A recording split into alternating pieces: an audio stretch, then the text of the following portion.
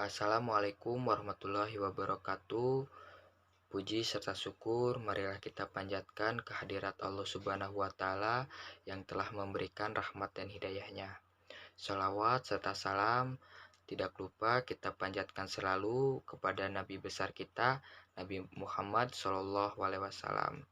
Pertama-tama yang terhormat Bapak Acep Roni Hamdani, MPD, selaku dosen mata kuliah media dan sumber pembelajaran.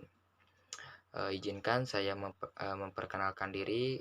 Saya Raisman dengan NPM 205060144. Di sini saya sebagai moderator yang akan membuka presentasi dari kelompok 2 yang bertemakan tentang media audio, teks, dan video audio visual yang akan dijelaskan oleh rekan-rekan dari kelompok 2 antara lain yang pertama Auliah Indah Ningtyas dengan NPM 205060129. Yang kedua ada saya sendiri Raisman dengan NPM 205060144. Dan yang ketiga ada Puji Nuralisa dengan NPM 205060151. Dan yang keempat ada Yolanda Dwi Ferhawina dengan NPM 205060155. Dan yang terakhir ada Nisa Alfa Dewi dengan NPM 205060167. Baik, kita lanjut ke pemateri yang pertama yang akan disampaikan oleh saya sendiri, yaitu tentang definisi media audio. Media audio adalah media yang penyampaian pesannya hanya dapat diterima oleh indera pendengaran. Karena media audio berkaitan dengan indera pendengaran, maka pesan yang akan disampaikan dituangkan ke dalam lambang-lambang auditif, baik verbal, kata-kata atau bahasa lisan, maupun nonverbal, musik dan sound effect. Menurut Sadiman tahun 2005, 49, media audio merupakan media untuk menyampaikan pesan yang akan disampaikan dalam bentuk lambang-lambang auditif, baik verbal, ke dalam kata-kata atau bahasa lisan, maupun nonverbal. Slide selanjutnya yaitu tentang fungsi media audio.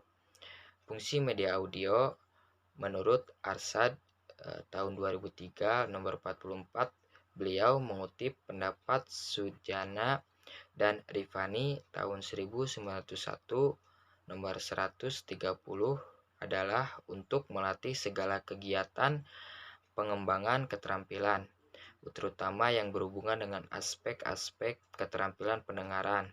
Hal-hal yang dapat dicapai dalam media audio ialah berupa yang pertama ada pemusatan perhatian dan mempertahankan perhatian.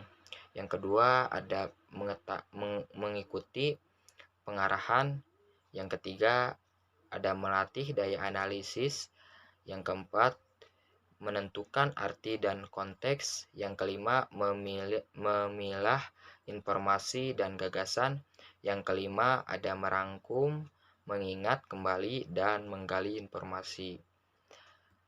Slide selanjutnya yaitu tentang sifat khas media audio. Yang pertama ada hanya mengandalkan suara atau juga indera pendengaran. Yang kedua yaitu cenderung satu arah. Yang ketiga mampu mengunggah imajinasi. Assalamualaikum warahmatullahi wabarakatuh. Sebelumnya, perkenalkan nama saya Yolanda Dwi Ferawina dengan NPM 205060155. Di sini saya izin memaparkan materi mengenai jenis-jenis media audio. Perlu kita ketahui, jenis-jenis media audio ini ada 3. Yang pertama yaitu audio kaset, yang kedua media elektronik, dan yang ketiga yaitu ada laboratorium bahasa. Yang pertama yaitu audio kaset. Audio kaset biasanya dapat berupa pita magnetis atau magnetic tape recording, yang dimana dapat audio kaset ini dapat menghasilkan suara apabila diputar dalam tape recorder. Yang kedua yaitu ada media elektronik. Elektronik secara teknis merupakan sebuah alat elektronik yang dilengkapi dengan perangkat penerima gelombang elektromagnetis dari perangkat penyiaran. Maka dalam konteks ini, pengertian radio yaitu sebagai media pembelajaran yang dimana lebih ditonjolkan pada radio siaran atau broadcast. Yang ketiga yaitu laboratorium bahasa. Laboratorium bahasa biasanya dapat dikategorikan sebagai media audio, karena media ini menggunakan seperangkat alat-alat audio yang dapat berupa tape recorder dan juga pita kaset yang dapat disalurkan melalui kabel pada handphone. Baik, untuk materi yang selanjutnya yaitu mengenai kelebihan dan juga kekurangan dari media audio. Kelebihan media suara atau media audio dapat kita lihat dalam hal penyampaian informasi atau berita. Biasanya, melalui media audio ini, penyampaian informasi atau berita itu lebih cepat bahkan bisa pada saat itu juga. Yang kedua yaitu bisa dinikmati sambil melakukan aktivitas atau yang lainnya. Yang ketiga, biaya produksinya ataupun biaya yang diperlukan oleh halayak untuk mendengarkan radio itu lebih relatif murah. Bahkan bisa didengar tanpa menggunakan listrik tetapi menggunakan baterai. Nah, sedangkan kekurangan dari media suara atau media audio ini yaitu yang pertama, informasi yang disampaikannya hanya sekilas dan tidak bisa diulang. Yang kedua, jumlah berita yang disampaikan oleh media audio ini terbatas, tidak sebanyak media cetak seperti koran. Nah, yang ketiga yaitu hanya bisa menikmati radio selama terjangkau oleh daya pancar radio tersebut. Baik, yang selanjutnya yaitu mengenai definisi media teks. Secara umum, teks merupakan sebuah wacana lisan yang dimana dituangkan dalam bentuk tulisan. Dalam Kamus Besar Bahasa Indonesia atau biasa dikenal dengan sebutan KBBI, teks naskah berupa kata palsu dari pengganti, kutipan dari kitab suci kuno, bahan tertulis untuk memberikan pelajaran ataupun pidato secara wacana tertulis. Sementara itu, menurut Erianto tahun 2001 mengungkapkan bahwa teks itu cenderung sama dengan wacana. Bedanya, jika teks disampaikan dalam bentuk tertulis saja, sementara wacana dapat disampaikan dalam bentuk lisan atau tertulis. Terima kasih. Saya kembalikan kepada moderator. Terima kasih. Halo, Assalamualaikum warahmatullahi wabarakatuh. Perkenalkan, nama saya Aulia Indah Tias dengan MPM 2050606129. Di sini saya akan melanjutkan paparan materi yang kelompok kami akan jelaskan, yaitu fungsi media teks. Nah, dalam pengembangan media pembelajaran berbasis cetak atau printout ini dalam bentuk teks dan ilustrasi perlu diperhatikan keberagaman siswa, di mana siswa mungkin saja memiliki perbedaan dalam kemampuan berbahasa. Kemudian sehingga media pembelajaran yang dibuat akan bersifat lebih user friendly ataupun mudah digunakan dan dipahami siswa.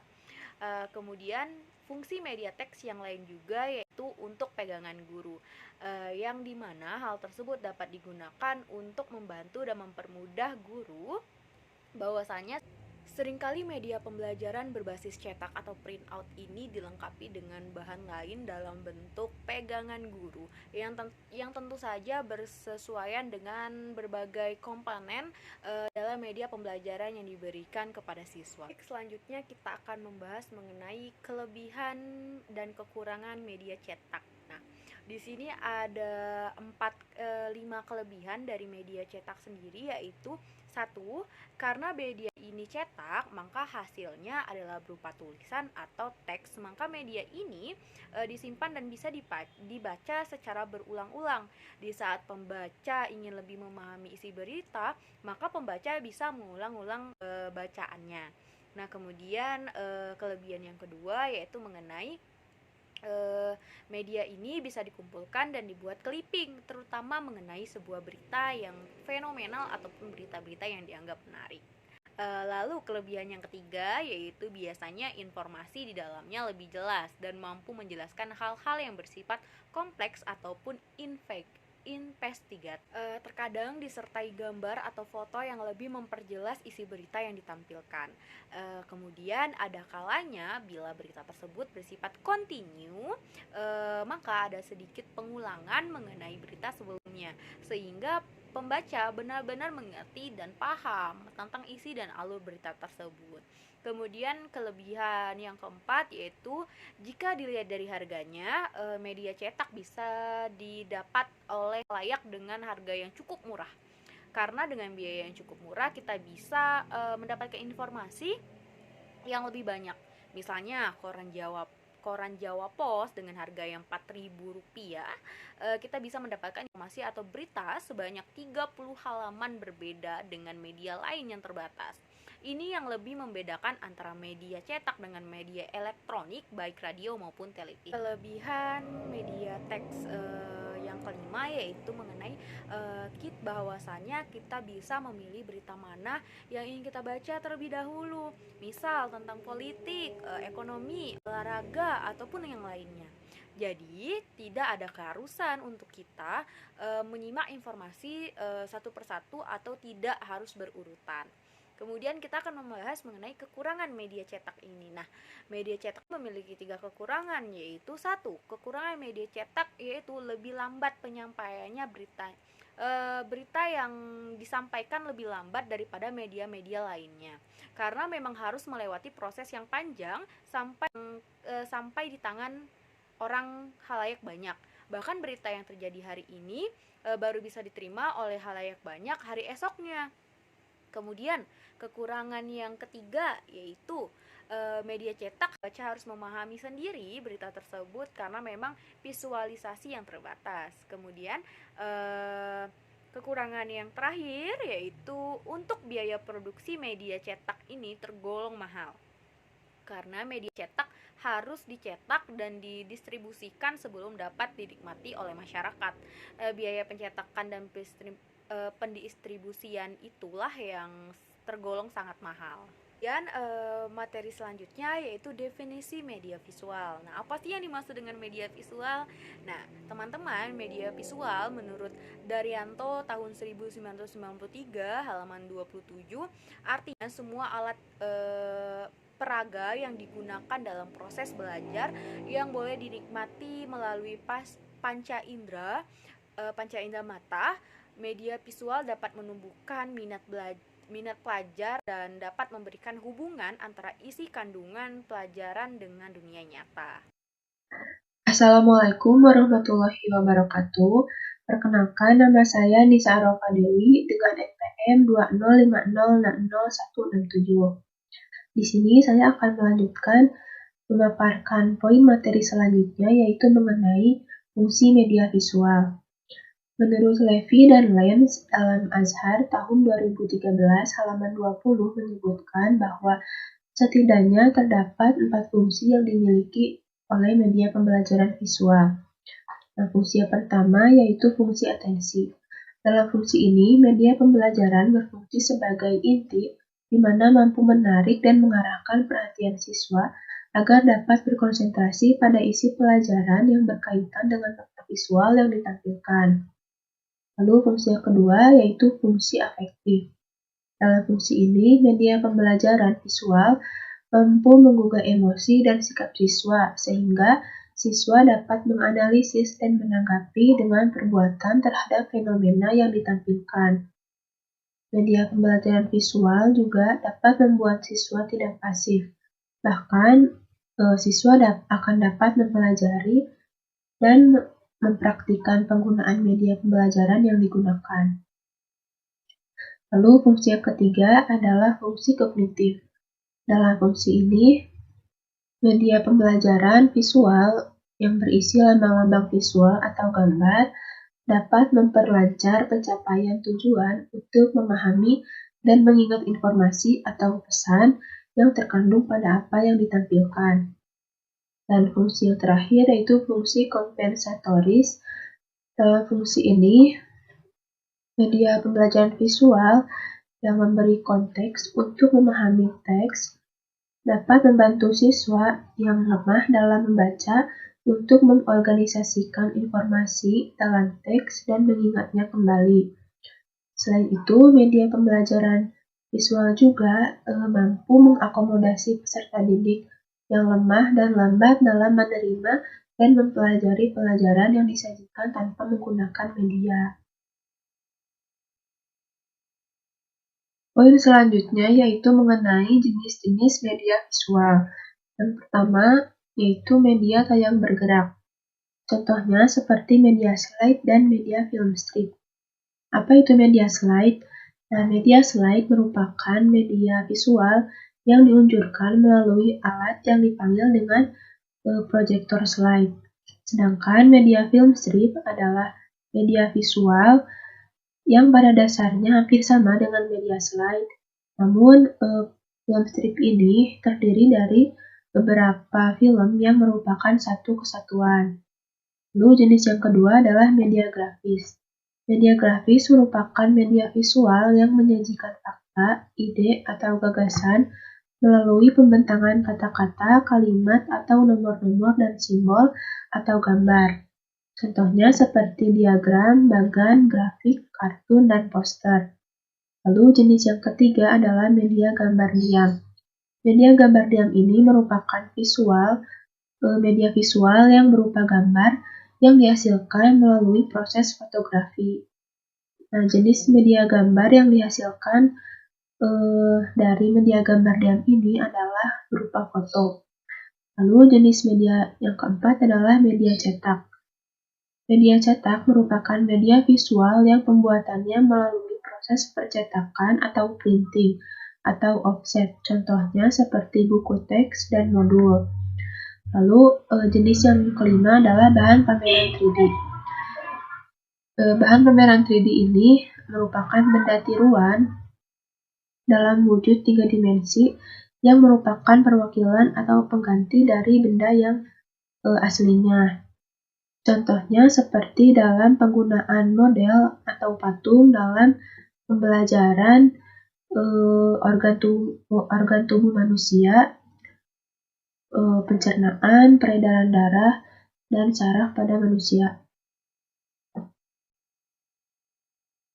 Selanjutnya yaitu kelebihan dan kekurangan media visual. Nah, adapun kelebihan media visual adalah yang pertama, dapat meningkatkan perhatian dan daya tarik bagi orang banyak. Lalu yang kedua, dapat memberikan minat dan keinginan baru. Yang ketiga, dapat memberikan interaksi terhadap peserta didik serta lingkungan di sekelilingnya. Dan kelebihan yang keempat adalah bisa mengatasi persoalan keterbatasan pengalaman yang dimiliki oleh peserta didik. Sedangkan kekurangan dari media visual adalah yang pertama, visual yang sangat terbatas. Yang kedua, tidak adanya audio, karena kan pembuatannya hanya menggunakan media gambar atau tulisan sehingga tidak bisa didengar orang. Dan kekurangan yang ketiga adalah lambat dan kurang praktis. Sekian pemaparan materi dari saya. Untuk poin selanjutnya akan dijelaskan oleh rekan saya. Assalamualaikum warahmatullahi wabarakatuh. Perkenalkan, nama saya Puji Nuralisa, NPM 205060151. Di sini saya akan melanjutkan materi selanjutnya, yaitu definisi media audiovisual. Media audiovisual adalah media yang mempunyai unsur suara dan unsur gambar. Jenis media ini mempunyai kemampuan yang lebih baik karena meliputi kedua jenis media auditif atau mendengar dan visual atau melihat. Media audiovisual terdiri atas audio visual diam, yaitu media yang menampilkan suara dan gambar diam, serta audio visual gerak, yaitu media yang dapat menampilkan unsur suara dan gambar yang bergerak. Yang selanjutnya yaitu fungsi media audiovisual. Yang pertama, fungsi sosial. Media audiovisual dapat berfungsi untuk menyampaikan informasi dalam berbagai bidang, sekaligus konsep bagi setiap orang, sehingga dapat memperluas pergaulannya. Yang kedua, ada fungsi edukasi. Pemilihan media audiovisual ini sebagai sarana dalam menyampaikan nilai pendidikan, sehingga target audiens diharapkan dapat memahami maknanya dengan lebih mudah. Yang ketiga, fungsi budaya. Melalui media audiovisual dalam bidang budaya dan seni yang terdapat di masyarakat bisa diwariskan secara terus-menerus. Media ini juga bisa memberikan gambaran mengenai perubahan dalam kehidupan manusia. Yang keempat, yaitu fungsi ekonomi. Tujuan bisa dicapai secara lebih efisien dengan media audiovisual karena penyampaian materi atau informasi dapat dilakukan dengan biaya, tenaga, dan juga waktu yang seminimal mungkin. Kelebihan dan kekurangan media audiovisual. Kelebihan media audiovisual yang pertama, bahan pengajaran akan lebih jelas maknanya sehingga dapat lebih dipahami oleh para siswa. Yang kedua, mengajar akan lebih bervariasi, tidak semata-mata komunikasi verbal melalui penuturan kata-kata oleh guru. Yang ketiga, pengajaran akan lebih menarik perhatian siswa sehingga dapat menumbuhkan motivasi belajar. Kekurangan media audiovisual. Yang pertama, media audio yang lebih banyak menggunakan suara dan bahasa verbal. Mungkin hanya dapat dipahami oleh pendengar yang mempunyai tingkat penguasaan kata dan bahasa yang baik. Yang kedua, penyajian materi melalui media. Audio dapat menimbulkan verbalisme bagi pendengar. Yang ketiga, kurang mampu menampilkan detail dari objek yang disajikan secara sempurna. Alhamdulillahirrabbilalamin, presentasi dari kelompok 2 sudah selesai dipaparkan. Terima kasih kepada rekan-rekan yang sudah senantiasa menyimak dari awal presentasi. Mohon maaf bila ada kekurangan dalam penyampaian materi. Saya pamit undur diri. Wabillahi taufiq wal hidayah. Wassalamualaikum warahmatullahi wabarakatuh.